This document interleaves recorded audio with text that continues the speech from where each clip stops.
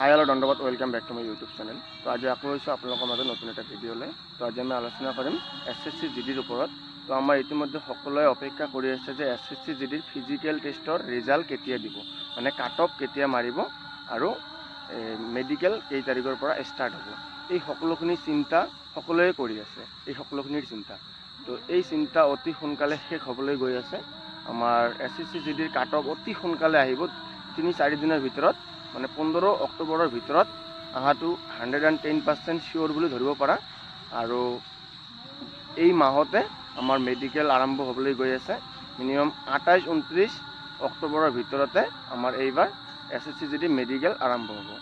আৰু নটিচৰ কথা ক'বলৈ গ'লে, যদি কোৱা কোনোবাই যে নটিচ দিছে নেকি, নটিচ এতিয়াও দিয়া নাই। কিন্তু প্ৰতি বছৰে চাবা বহুত নটিচ ভাইৰেল হয়, তাৰ ভিতৰত এখন নটিচ অৰিজিনেল হয়। কিন্তু কোনখন নটিচ অৰিজিনেল, কোনে যেতিয়ালৈ অফিচিয়েল ৱেবছাইটত নাহে তেতিয়ালৈ কোনেও ক'ব নোৱাৰে। তো সেইকাৰণে যেতিয়ালৈ ৱেবছাইটত নাহে 100% চিয়'ৰ নহয়। কিন্তু নটিচ যিমানে ভাইৰেল নহওক কিয়, তাৰ ভিতৰত এখন অৰিজিনেল নটিচ আহে। তো এইখিনি কথা যে আমাৰ অক্টোবৰ মাহতে SSC GDৰ মানে মেডিকেল হ'বলৈ গৈ আছে।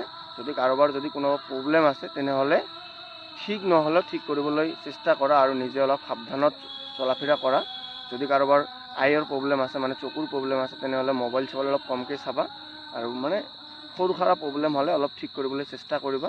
আৰু মেজৰ প্ৰব্লেম হ'লেতো কম দিনত ঠিক নহয়, সেইটো বাৰু বাদে দিয়া। যদি সৰু সুৰা প্ৰব্লেম হয় ঠিক কৰিবলৈ চেষ্টা কৰিবা।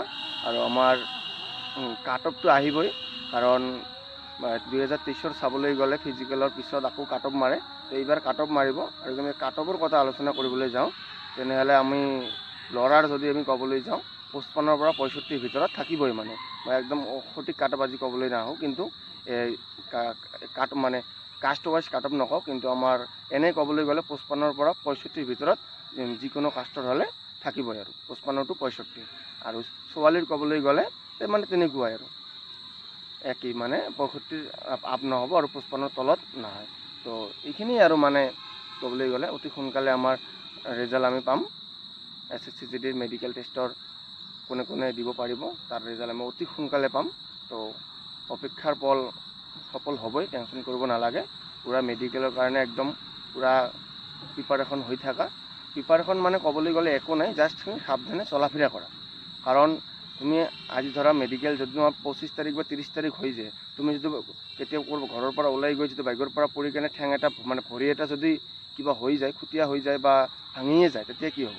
সেইকাৰণে অলপ সাৱধানত চলিব লাগিব যাতে, কাৰণ এতিয়া আৰু ৰিকভাৰ হোৱাৰ কোনো টাইম নাই। যদি কিবা এটা দুৰ্ঘটনা হৈ যায়, তুমি ঠিক হোৱাৰ টাইমটো নাপাবা। সেইকাৰণে অলপ সাৱধান হৈ চলা ফিৰা কৰিবা। এইখিনিয়ে ক'ব লগা আছিল।